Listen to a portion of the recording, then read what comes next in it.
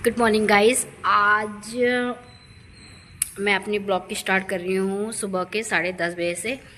और आज 31 है और आज क्लोजिंग है।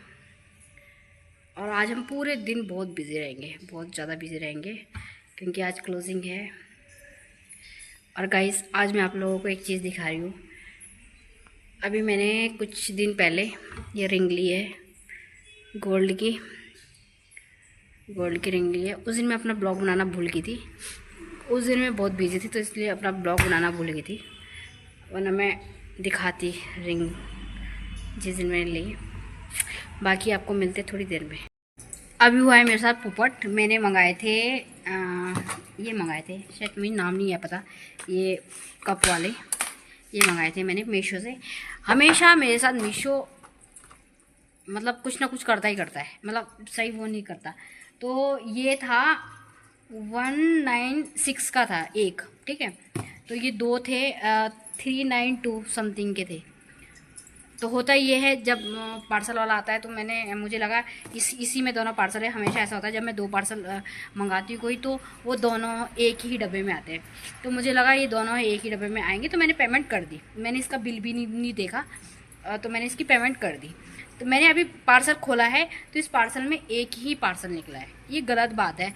और दूसरी बात ये है, मैं उसको भी कॉल नहीं कर सकती, पार्सल वाले को इसलिए कॉल नहीं कर सकती क्योंकि वो मुझे जानता है और मेरा ऑफिस का एड्रेस उसे पता है, और वो जब भी आता है वो ऑफिस में आ जाता है सीधा। और वहाँ पर मीशो वालों का मैंने अभी क्या बोलते हैं, गूगल भी किया नंबर। पता नहीं कहाँ से कहाँ लग रहा है वो गूगल, पता नहीं, मुझे समझ ही नहीं आता यार, मेरे साथ ही क्यों होता है। पिछली बार मैंने एक अपने लिए ट्राउज़र मंगाया था, तो उसमें उन्होंने आधी शर्ट दे दी किसी मजदूर की। उस पर इतनी गंदी बदबू आ रही, इतनी गंदी बदबू आ रही जिसका कोई हिसाब नहीं है। मुझे समझ नहीं आता ये मेरे साथ ही हो सकता होता है या वो सबके साथ होता है। अब पता नहीं क्या होगा, समझ ही नहीं आ रहा। गुस्सा मुझे इतना आ रहा है जिसका बात 200 की नहीं है। ऐसा नहीं कि 200 की बात, 200 की नहीं बात है कि ऐसा नहीं करना चाहिए शायद मेरे हिसाब से। तो मैं ऑफिस से घर भी आ गई हूँ। आज बहुत लेट आई थी ऑफिस से घर क्योंकि आज क्लोजिंग थी और थक भी बहुत गई हूँ। अब बना रही हूँ मैं खाना। कपड़े भी नहीं चेंज किए मैंने ऑफिस से आने के बाद, बस अभी खाना बना रही हूँ। खाने भी क्या, सब्ज़ी मैंने छोंक दिया है। सब्ज़ी बनाया मैंने, ये इसको बोलते हैं हमारे यहाँ जौनसान में सुसुआ, इस सब्ज़ी बोलते हैं सुसुआ। तो ये मुझे कैमरे में वो लग गया।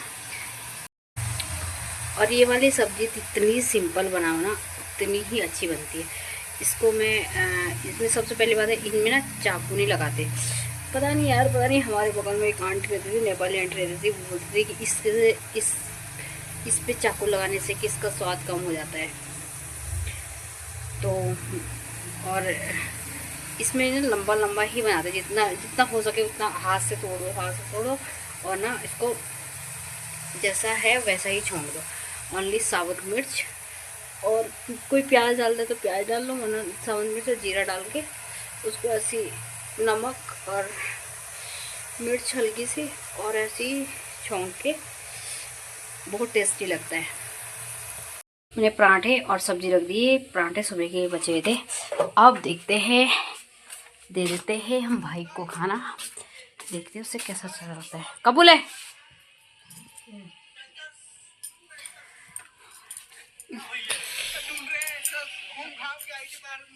पानी पिलाया तू।